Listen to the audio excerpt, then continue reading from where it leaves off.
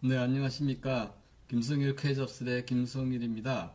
이번 동영상은 지난번 간송 선생의 탄생에 이어서 간송 선생의 철학에 대해서 말씀드려 보도록 하겠습니다. 자, 그럼 파워포인트를 봐주시겠습니다.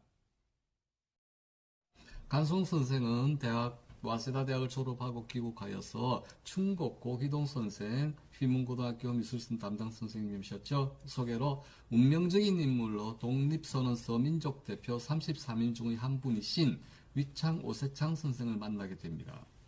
위창 오세창 선생은 출사의 학문의 적통을 이어받은 당대 최고의 감식가이고 서예가이고 수장가였습니다. 자, 수장가였다는 점은 이분이 돈이 많았다는 의미가 되기도 하겠죠.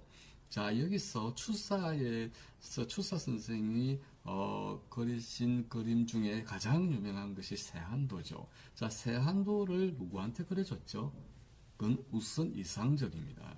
우선 이상적은 역관인데 출사 선생이 제주도로 유배를 가 있는 동안에도 역관으로서 중국을 다니면서 좋은 서적이라든지 그동안 중국에 있던 스승의 편지를 전한다든지 많이 출사를 도와주어서 거기에 세상이 거기 권력에 휘둘리더라도 의리를 지킨 사람에 대한 고마움으로 세안도를 그려주었죠.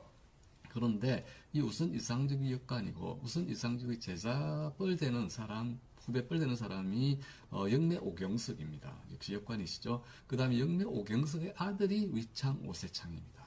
자, 그러면 여기서 재밌는 궁금증 한번 알아볼까요? 자, 조선시대 갑부는 누구였겠습니까? 혹시 궁금하지 않으셨나요? 여러분들은 사극이나 뭐 역사에 좀 좀 단편적인 것을 이해하시면, 영의정, 좌의정, 우의정 들은 정치 세도가들이겠지 라고 생각하시는데, 그것도 맞는 면이 있습니다만, 사실은 갑부는 역관들이었습니다. 조선시대에는 역관들은 일정한 자리가 있는 것이 아니고 일이 있을 때마다 북경인 중국이라든지 일본을 갔기 때문에 그들에게는 새 녹봉을 주지 않고 무역권을 줬습니다. 무역권. 그래서 조선시대에서 가장 귀한 인삼이라든지 비단이라든지 이런 물건을 가지고 중국에 가면 거기서 팔고, 중국에서 귀한 책이라든지 그림이라든지 또 앞선 문물을 가지고 와서 한국에 파는 그런 무역을 했기 때문에, 결국 무역이 뭐죠?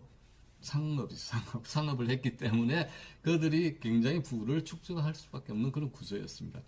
혹시 지금 사극에서 우리나라에서 가장 인기 있는 사람, 가장 많이 다뤄진 사람 장희빈이죠. 장희빈의 백부 되시는 분이 장현인데 그분도 역관이시죠. 그래서 장희빈을 만든 사람은 사실 장현인이라는 말도 있는데, 그분은 어느 정도였느냐면 국중거부였습니다. 국중거부. 그리고 역관으로서 공을 얼마나 세웠으면 올려줄 그 뱃슬, 종 1품까지 올라가는데 뱃슬이 없어서 조카에게까지 뱃슬을 올려줄 정도였습니다. 그래서 역관의 역할은 굉장히 대단했습니다.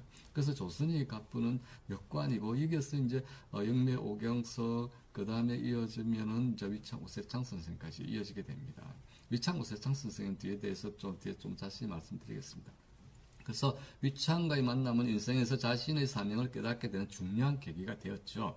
이때부터 간송은 문화재란 사람들이 공유하는 주체성과 정신적 가치가 있는 깃든 일종의 유산이기에, 우리 문화재란 우리 민족의 정신이 함축된 유산임을 깨닫게 됩니다. 이것이 간송 선생의 철학입니다.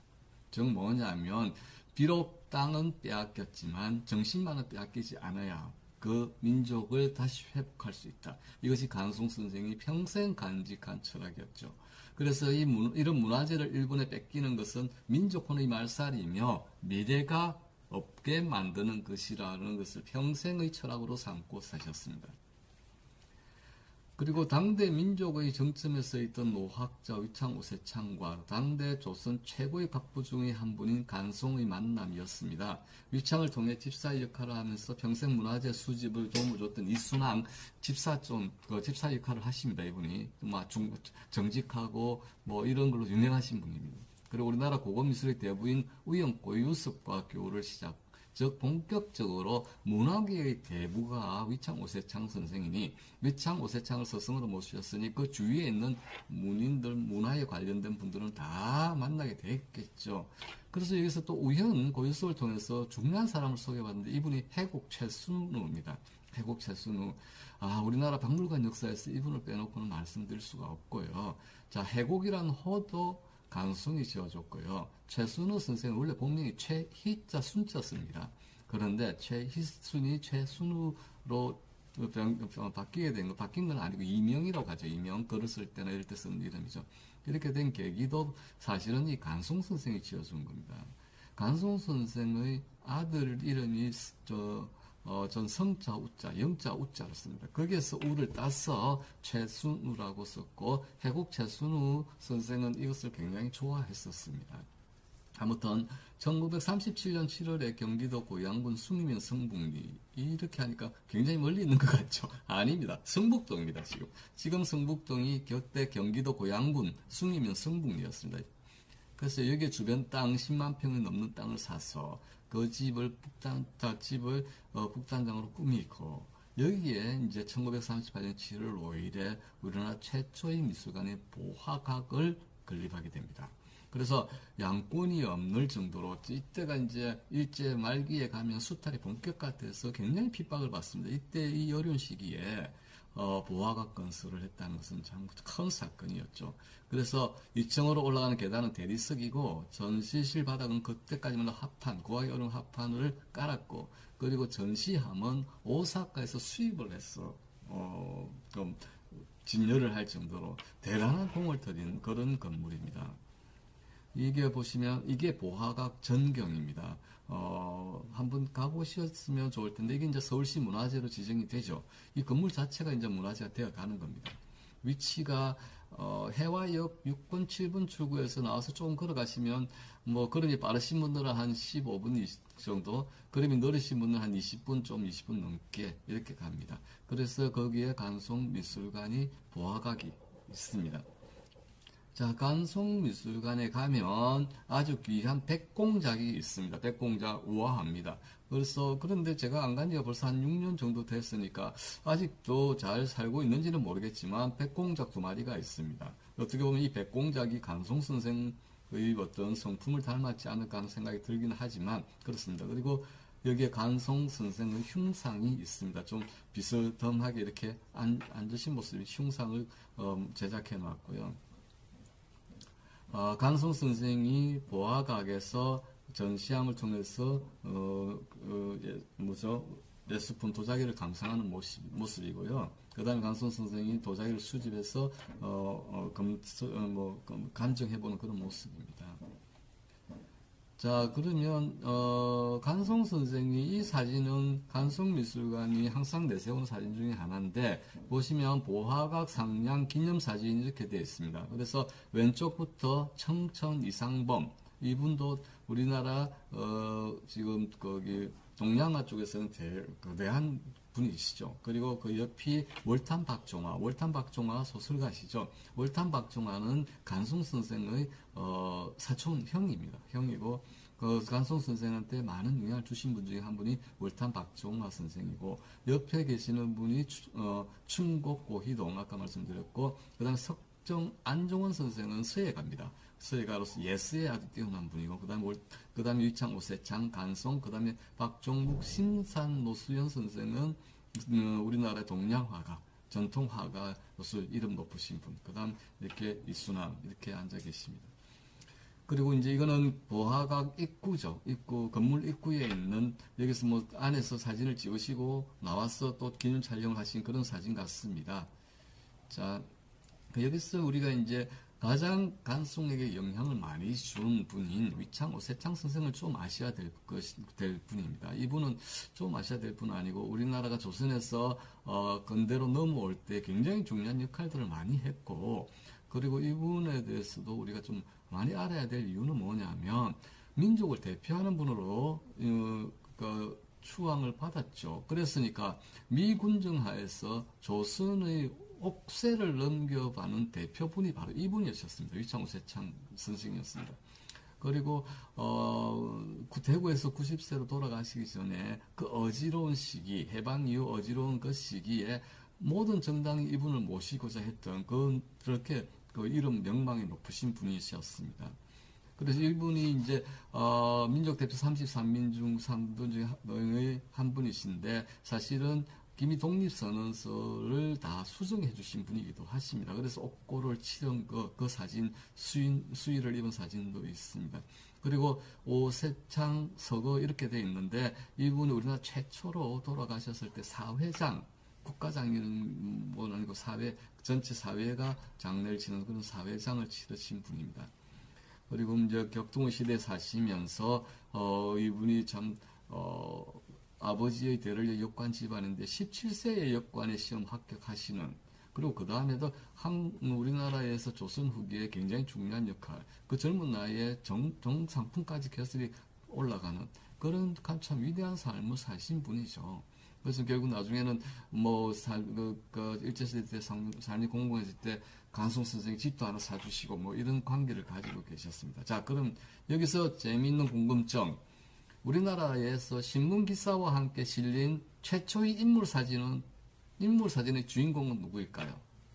바로 위창 오세창 선생입니다. 이게 대한민보회 때 저기 동그라미 속에 있는 사진이 위창 오세창 선생입니다.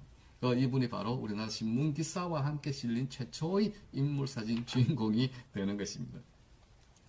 그래서 간송의 철학을 보면 간송은 문화재를 수집할 때 절대 값을 깎지 않았습니다. 단 진품일 경우에 그렇죠.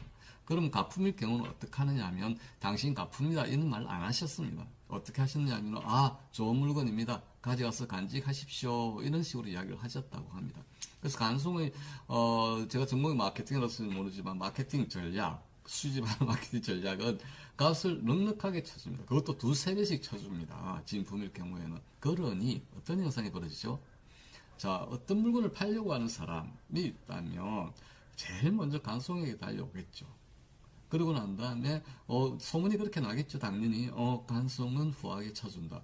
그러니까 뭐죠? 간송 선생은 사실은 막 돌아다니면서 알아보기 전에 앉아서 좋은 것을 수집할 수 있는 그런 어떤 시스템을 가지게 되는 겁니다. 좋은 전략 같습니다. 뭐 하여튼 그렇게 됩니다. 그래서 그 과정은 훈민정음 해례본을 구입할 때 과정을 보시면 재미있습니다. 어떻게 했냐면 1942년이었죠. 한림 스님이 잘 안 나가시는데 그날따라 이것도 운명인지 모르겠지만 여름에 간송 선생이 거기 계셨는데 평소 알고 지내던 천태사님 김태준이란 분이 청구영론을 고려 때 청구영론 가사집을 번역했던 그런 사람입니다. 국문학자로서 이름이 높은 사람이죠. 그렇지만 거기 해방 이후에 공산 활동을 해서 사형을 당한 그런 사람입니다. 수색에서 사형을 당했죠. 하여튼 간에 그분이 홀레벌떡 뛰어가길래 간송이 물 한 잔을 주면서 불렀습니다. 어딜 그리 가느냐고 하니까 김태준, 천태사님 이야기가 안동에서 제자의 집에 훈민정음 해례본이 나왔다. 그 당시에도 훈민정음 해례본은 정말로 전설의 책이었습니다. 구해보고는 싶은데 구하지 못한, 제가 생각할 때는 아마도 일제가 우리나라 문화를 말살하기 위해 제일 먼저 없앤 책이 아마 훈민정음 해례본, 그 다음에 한당 고기 같은 거 아닌가 싶은데 싹 없어졌습니다. 그런데 그것이 1942년에 나타났다는 것을 간송이 듣는 순간 완전히 어떻게 됐겠습니까? 우리 요새 말로 경계를 했겠죠. 그래서 천태사는 지금 어디를 뛰어가느냐고 이야기를 하니까 돈을 구하러 간다고. 해례본을 너무 비싸게 불러서 돈을 구하러 간다고 했었습니다. 그래서 간송이 얼마냐고 그래서 하니까 1,000원이라고 했습니다. 1,000원을 구하러 뛰어간다고. 자, 1,000원을 구하러 뛰어간다고 했었을 때 간송 선생이 뭐라고 했을까요? 자, 천태사님 김태준한테 그 자리에서 얼마를 지어주느냐면 11,000원을 지어줍니다. 그러면서 그 훈민정음 해례본은 10,000원 이상 가치는 있다. 가진 사람한테 이 정도로 돈을 줘라. 1,000원을 받겠다고 한 사람한테 10,000원을 주라고 이야기를 합니다. 상상이 되십니까? 여러분, 저 같은 좀 속 좁은 사람이나 지금 현대를 사는 모든 사람들은 혹시 외람되지만 제정신이 아니신 거 아닌가? 그런 생각이 들 겁니다. 그래서 1,000원을 주고, 그럼 1,000원은 뭐냐? 당신 수고비다. 그래야 사고가 안 날 거 아니에요. 갔다가 가지고 올 거 아니에요. 그래서 11,000원을 주고 구입을 합니다. 이게 간송 선생의 어떤 문화재에 대한 철학. 장사치였었으면 절대로 이렇게 못합니다. 그 앞에도 말씀드렸지만 민족혼을 지킨다는 철학하에서 사셨기 때문에 이런 의사결정을 할 수 있다고 저는 생각합니다. 그럼 여기서 재밌는 궁금증. 그럼 그때 만 원의 가치는 얼마였을까요? 뭐 정확한 거는 절대로 추정이 안 되지만 그 당시에 서울에 있는 기와집 중에 제일 좋은 게 한 채가 1,000원이었습니다. 1,000원. 그럼 이렇게 따져볼까요? 지금 서울에 있는 제일 좋은 아파트가 한 채가 얼마쯤 할까요? 20억? 30억? 그렇게 따져보면 1만 원이니까 20억이라 쳐도 200억 정도 되겠죠.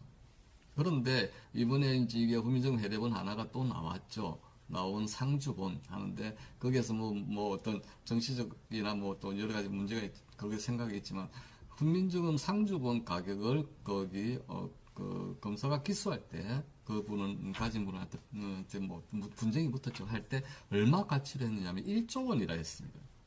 여러분 이게 1조 원밖에 안 될까요? 1조 원밖에 안 될까요?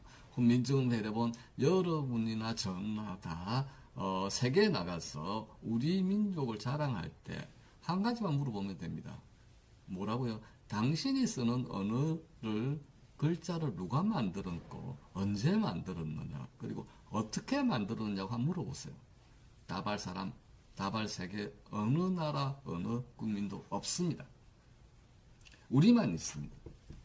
그러면 이 훈민정음 회례본 그 글자가 어떻게 만들어졌다는 것을 밝힌 책이라면 같이 무한대겠죠. 안 그렇습니까? 이런 이런 정신을 간직할 수 있는 그 위대한 일을 하신 분이 간송 선생입니다. 그래서 저는 생각할 때 우리도 정말로 중요한 거는 민족혼 정신, 민족을 지키는 정신이구나. 이런 작업들을 모든 재산을 털어서 하셨기 때문에 존경하지 않을 수 없다고 저는 말씀드리는 바입니다.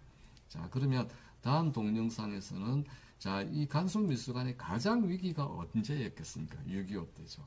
그럼 6.25 때를 어떻게 간송미술관에 넘겼는지에 대해서 또 동영상을 찍어 보도록 하겠습니다. 감사합니다.